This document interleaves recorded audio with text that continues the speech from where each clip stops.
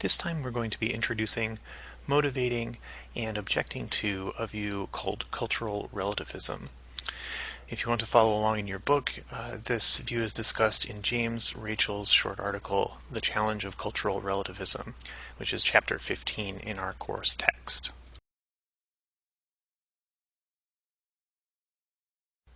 Perhaps you've heard something kind of like this before. You might have heard someone say something like, well, what's right and wrong anyway? I believe in one thing, but others may believe in something different from me. For example, here in the United States, we think that eating dogs is wrong, but in other cultures, in other parts of the world, this practice is accepted. Who's to say what's right? What's true about right and wrong depends on what culture you're in. We'll call the idea expressed by this kind of speech cultural ethical relativism, or CER for short. CER is the view that claims about right and wrong are, in some sense, relative to a cultural group. So whether a claim about what's morally right is true or false is determined in part by the cultural group in which that claim is made or evaluated.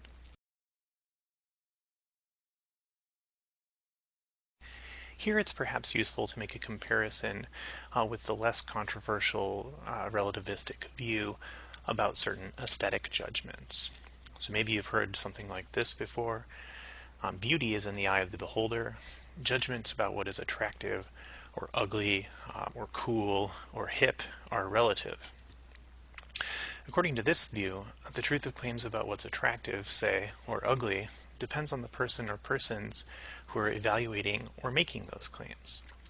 So take as an example, I myself happen to think that those giant earrings that people get in their ears that stretch out their earlobes a whole lot are really kind of disgusting and not attractive at all.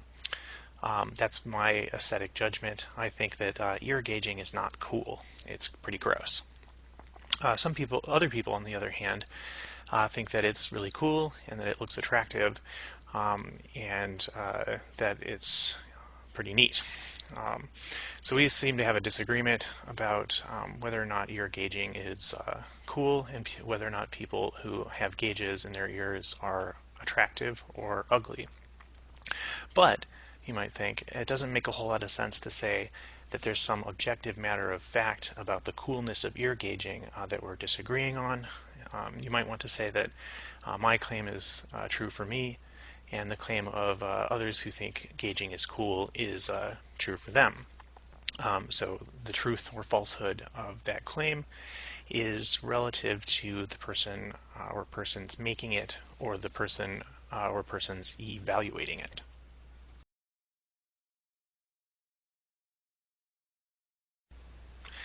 Rachel's points out on pages 151 to 152 in our text that there are many different kinds of claims that have been associated with cultural relativism. So cultural relativists have asserted all kinds of different things, like that different societies have different moral codes, that there are no objective standards that can be used to judge one society's moral code as better than another's, or that the moral code of our own society does not have any kind of special status. It's just one code among many. Also claimed sometimes is that there is no universal truth in ethics. So that is, there are no moral claims that are true for everybody in all cultures at all times. Also, it has been claimed by relativists that the moral code of a society is what determines what's right in that society, so that we should judge members of a society by their own moral code rather than perhaps ours or some other code.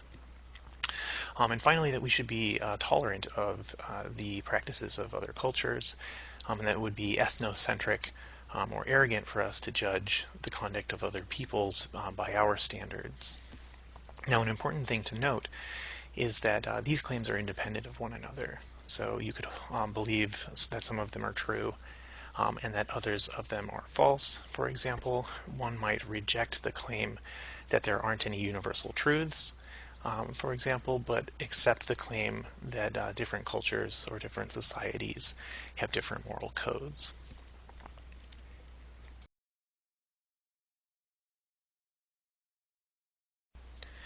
Okay, a very important fact to keep in mind about cultural ethical relativism is that it is best understood as a second-order moral claim or a second-order moral theory. So recall our distinction from J.L. Mackie between first-order moral claims and second-order moral claims. CER is a claim about the status of moral claims. So it's a claim in the second order. It is not itself a moral claim. It doesn't say what's morally right or morally wrong. It says something about the properties of being morally right and morally wrong. So CER does not give us a normative ethical theory. It does not embody a criterion of rightness. It doesn't say what conditions have to obtain in order for an action to be right. Instead, CER makes a claim about the status of first-order moral claims. It says that these claims are not objectively true or false. Their truth or falsehood is relative to the culture in which they are made or the culture in which they are evaluated.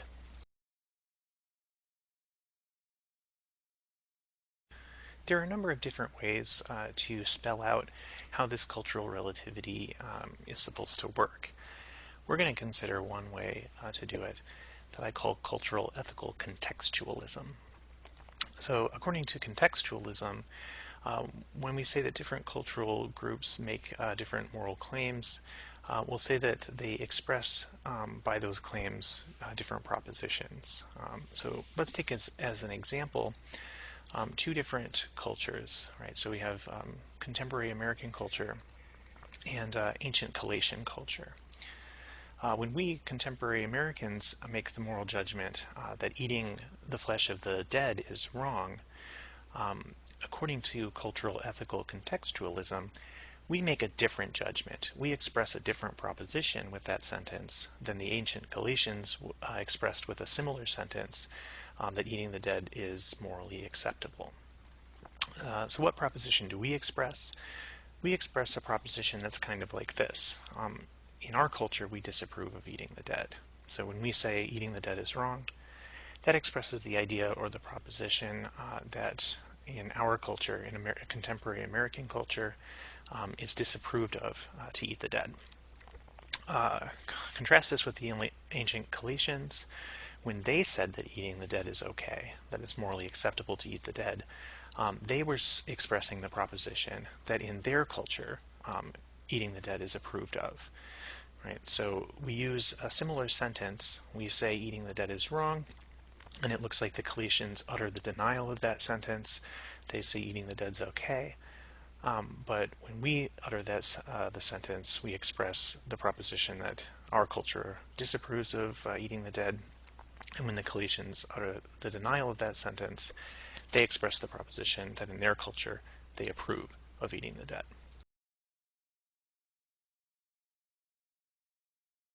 To get a better grip on how this kind of contextualist semantics works, let's compare with another sort of case. Consider the language that we use when we attribute tallness to ourselves and to members of our community. So consider Bill, and Bill is 4 foot 2 inches tall, and he's a member of a community where the average height is 3 foot 6 inches tall. Bill's pretty tall for his community, so when he attributes tallness to himself, when he says I'm tall, he expresses the idea or the proposition that his height is above average for the group that he's a part of, for the relevant group.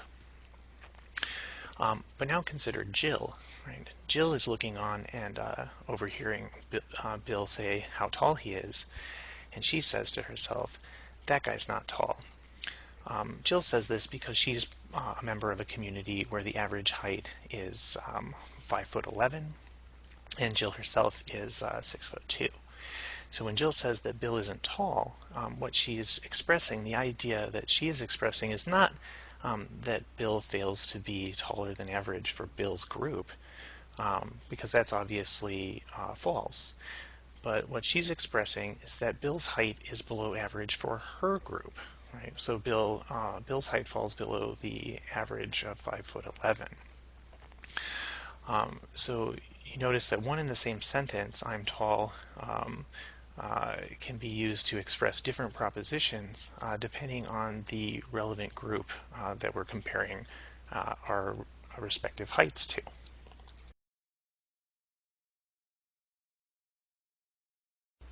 In his short paper, James Rachels considers an argument designed to motivate a cultural ethical relativism that he calls the cultural differences argument.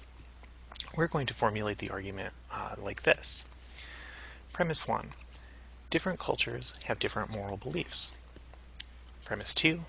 If that's true, if different cultures have different moral beliefs, then there are no objective truths in morality. Therefore, conclusion, there are no objective truths in morality.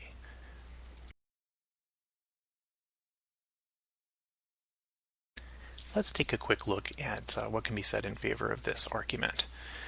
The first thing to observe is that it is a valid argument, right? It has the form A, if A then B, therefore B, and that's a valid instance of modus ponens. But now let's take a look at what can be said in favor of its premises. So let's start by giving a quick rationale for premise 1. Premise 1 looks to be an obvious truism. Right? It looks to be the sort of claim that's just abundantly confirmed by empirical research in cultural anthropology. Anthropology is replete with examples of cultures that have different moral codes from us. Some examples of this might be differing views in different societies about marriage, about sexual morality, about what constitutes a just criminal system. We observe the difference between Americans and ancient Galatians about funeral practices, about how properly to treat the elderly, and so on. So it looks like we have just a ton of evidence from the empirical sciences and from history in order to support this premise.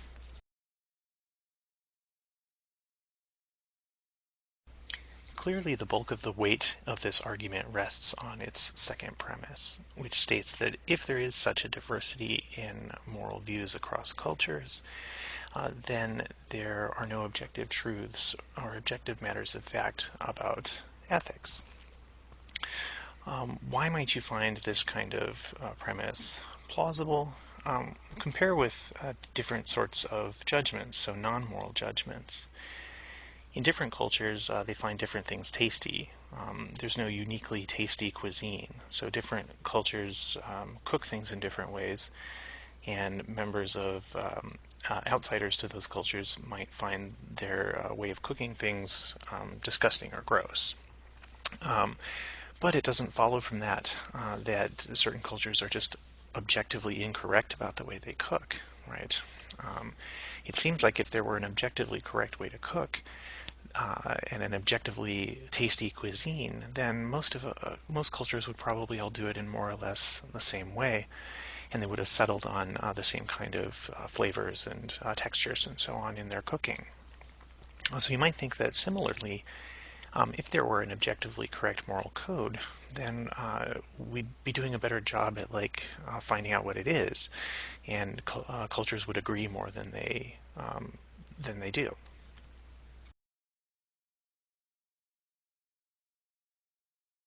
So now I want to consider perhaps some reasons to be suspicious of the cultural differences argument.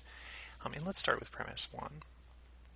Maybe it is true that different cultures have different moral beliefs, but you might be somewhat skeptical about the extent to which we ought to draw any conclusions from this about what's objectively morally right or wrong.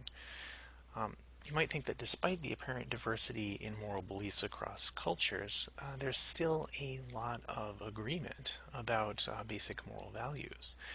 So in most cultures, for example, there's a prohibition on murder. Now, it's true that perhaps in some cultures, certain acts of killing are permitted and other acts of killing are not permitted. So, for example, in Viking culture, it might be permitted to go plunder and loot and murder outsiders. But in that culture, those acts of killing really aren't being counted as murders. They're somehow justified or acceptable killings. So it looks like in order to survive, a culture has to kind of have a prohibition on murder. At least it has to have a prohibition on killings of its own members that are unjustified or unwarranted. Also, it looks like in order for a culture to even get off the ground, it has to value the lives of infants and to accord some kind of value toward their care. Otherwise, it would be really hard to replicate future generations of the culture. And finally, it looks like just about every culture has to have some kind of prohibition on lying. Otherwise, cultural communication would be virtually impossible if cultural members couldn't trust other members to say things that are true for the most part. Now, again, prohibition on lies may not extend beyond the cultural group, so it might be acceptable, for example, to lie to outsiders, but most cultures would prohibit telling lies within the cultural group. So another thing to observe is that even in the face of apparent diversity, there might be underlying shared moral values or norms. So let's return to our earlier example of the funeral practices of contemporary Americans versus those of ancient Galatians.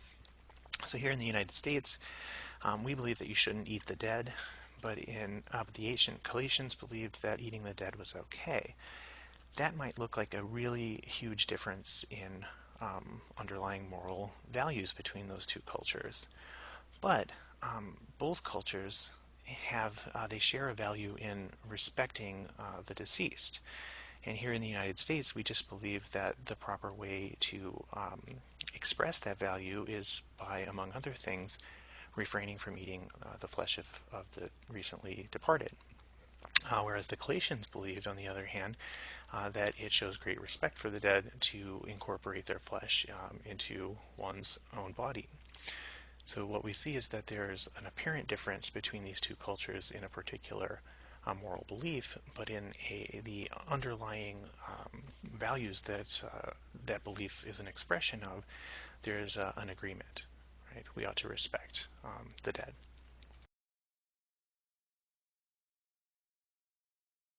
Premise 2 looks like it's problematic insofar as it introduces a non sequitur, which is to say that the antecedent of that conditional statement, that different people have different moral beliefs or different cultures have different moral beliefs, does not imply the consequent of that statement, that there are no objective truths about morality.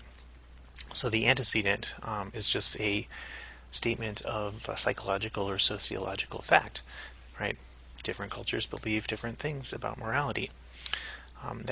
That statement about the beliefs of certain peoples doesn't imply anything about what is in fact the case with respect to reality, right? In particular, what is in fact the case with respect to the nature of the properties of being morally right or morally wrong. Compare with a different sort of example. So people disagree about whether the 1969 moon landing was real or not. Some people maintain that it was an elaborate hoax perpetrated by the government for various reasons, whereas others believe that no, it was a real event, and the pictures and videos captured depict actual people landing on the surface of the moon. Whatever might be the status of that claim, it doesn't follow from the fact that there's disagreement about it that there's no objective truth about whether the moon landing was real.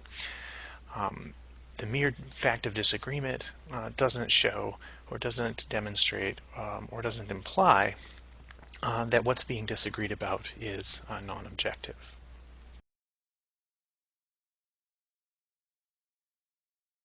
Many people accept cultural ethical relativism not on the strength of the cultural differences argument, but instead because they believe that it fosters a kind of attitude of tolerance. It's easy to confuse CER with one or more of these claims. The claim that we should be tolerant of the practices of other cultures, or the claim that we should avoid being ethnocentric, or perhaps the claim that it's somehow arrogant to assume that other cultures' moral systems are inferior to ours, or the claim perhaps that we ought to recognize that our moral system is just one among many, and it doesn't have like kind of a unique status just because it's familiar to us. Now, one thing to observe about all of these claims is that if they're true, then presumably they're true for any culture, right? So if we should be tolerant of the practices of other cultures, it seems to follow that that's a value that all cultures should observe, right? We would have a legitimate criticism of the cultural practices of, say, Canadians if they turned out to be massively intolerant of other cultures. When we want to criticize others for being intolerant, we don't just want to criticize them from within the standpoint of our own culture, but rather we want to assume some objective viewpoint according to which we can say that what they're doing is wrong when they're being intolerant. Similarly, when we say that it's arrogant to assume that our culture's moral system is uniquely correct, we're saying that it's bad, right? We're making a moral or value judgment about a certain kind of behavior, and it's not just a moral judgment about our arrogant behavior, but it's a moral judgment about the arrogant behavior of any culture that assumes that its moral system is uniquely correct. So wrapped up into each of these judgments is a kind of claim to universality, right? It's not just the case that we should avoid being ethnocentric. Any culture should avoid being ethnocentric. And it may begin to look like these universal claims are claims that the cultural ethical relativist is not entitled to make.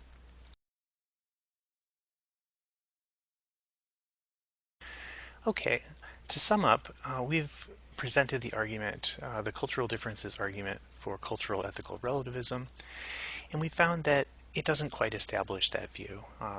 There are some problems with the argument. We've also found that one other reason that people give for being cultural relativists is that they think it's correct to value tolerance of other cultures. But it seems like valuing tolerance is really valuing a universal moral value that should apply to everyone. Now, all of this is not to say that cultural ethical relativism is false, or even that it's not capable of being adequately defended by proper philosophical arguments. Rather, it's to say that just one popular argument for cultural ethical relativism fails, and also that the relativist doesn't look like she can have a universal claim to tolerance and nevertheless remain consistent with her relativism.